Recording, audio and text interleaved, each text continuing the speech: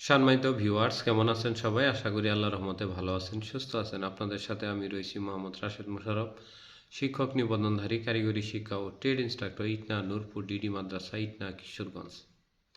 সম্মানিত ভিউয়ার্স আপনারা দেখছেন জব টিচার্স টিভি। সম্মানিত ভিউয়ার্স আমার নিজ জেলা জামালপুর ও নিজ উপজেলা সরিষাবাড়ি উপজেলা। সম্মানিত ভিউয়ার্স আজকের আলোচ্য বিষয় ষষ্ঠ গণবিজ্ঞপ্তি 2025-এ নারী কোটার প্রভাব সম্পর্কে আলোচনা।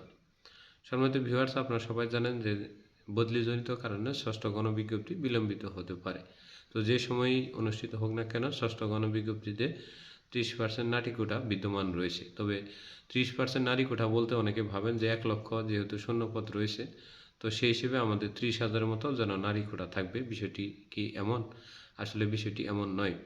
বিষয়টি হলো যে আপনার একটি প্রতিষ্ঠানে যে শূন্যপদগুলো দেখানো রয়েছে, যেমন আমার এই প্রতিষ্ঠানে একটি শূন্যপদ দেখানো রয়েছে। তো এই শূন্যপদের ভিত্তিতে এখানে 30% ভিতরে যে কয়টি শূন্যপদ রয়েছে সেটি দেখাবে। যেমন এই প্রতিষ্ঠানে একটি মহিলা শিক্ষক রয়েছে, তো আমাদের আরও কিন্তু 2টি শিক্ষক লাগে। তো এখানে যদি 6টি শূন্যপদ থাকে বা 10টিও শূন্যপদ থাকে, তাহলে সেটি কিন্তু ওই যে 2টি নারী কোটা দেখাবে। এখন এইরকমভাবে একটি প্রতিষ্ঠানে যদি একটি নারীও না থাকে, দেখা যায় যে 6টি পুরুষ রয়েছে, তাহলে আর বাদবাকি 3টি বা 4টি পদ সম্পূর্ণ নারী কোটা দেখাবে। আসলে পদের সংখ্যাটা এভাবে নির্ধারণ করা হয়ে থাকে। তবে আমরা দেখেছি যে পঞ্চম গণবিজ্ঞপ্তিতে যে নারী কোটা ছিল প্রায় 28,000 প্লাস। তো 28,000 প্লাসের মধ্যে প্রায় 10,000 মতো নারী কোটায় বিভিন্ন প্রতিষ্ঠানে চাকরি করছে, এবং আর বাদবাকি 18,000 নারী কোটায় কোনো অ্যাপ্লিক্যান্ট প্রার্থী আবেদন না করার কারণে এই পদগুলো এখনও শূন্য রয়েছে।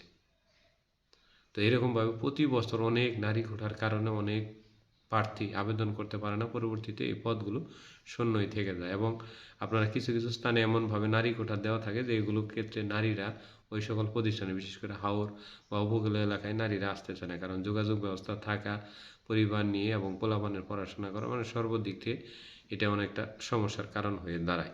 তো তারা সবসময় শহর বা কী বলে মেট্রোপলিটন এলাকা যেগুলো রয়েছে বা সিটি কর্পোরেশন এলাকা, সেগুলোতে চাকরি করতে চায়। তো এটাও একটি কিন্তু এই শিক্ষক নিবন্ধনে 1 লক্ষ পদ থাকলে সেখানে মানে নিয়মের মার পেয়েছে শুধু নারী কোটার কারণে দেখা যায় 20 বা 25% পদে কোনো আবেদনই পড়ে না। দেখা যায় পদ 1 লক্ষ কিন্তু চাকরি হয় দেখা যায় যে 30 বা 35,000, বাদ বাকি এই পদগুলো শূন্যই থাকে। এজন্যে একটি বড় সমস্যা।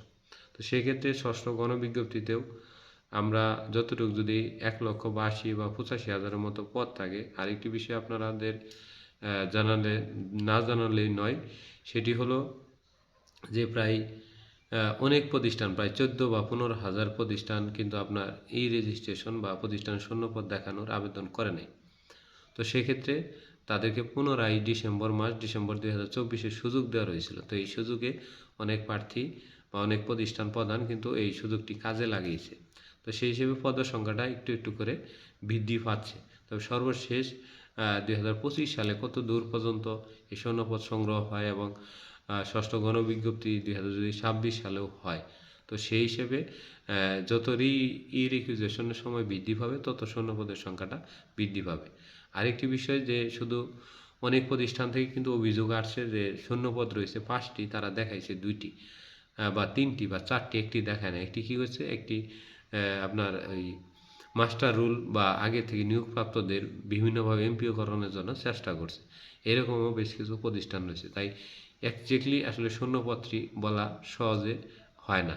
এখন এর ভিতরে যে নারী কোটাটা আমরা যদি গড়ে হিসাব করে যাই, চতুর্থ গণবিজ্ঞপ্তিতে যে আমরা গড়ে প্রায় আপনার 28 থেকে 30% বা এই ক্ষেত্র বিশেষ এই সংখ্যাটা প্রায় 35% পর্যন্ত নারী কোটা আমরা পেয়ে থাকি, যেটি পঞ্চম গণবিজ্ঞপ্তিতে প্রায় 34%-এর মতো নারী কোটা ছিল।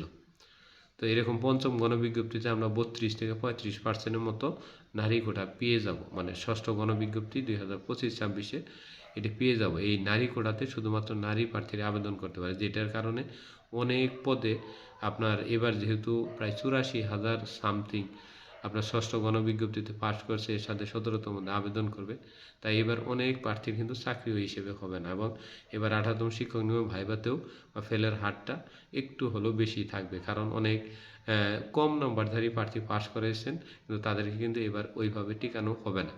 তো সেই হিসেবে বিবেচনা করতে গেলে যে নারী কোঠাজনিত কারণে অনেক প্রার্থী যেমন চাকরি পাবে না পাশ করার পরেও, এবং এই নারী কোঠা কিন্তু আপনার এই চাকরি লাইফে অর্থাৎ ষষ্ঠ গণবিজ্ঞপ্তিতে অনেক প্রভাব বিস্তার করবে।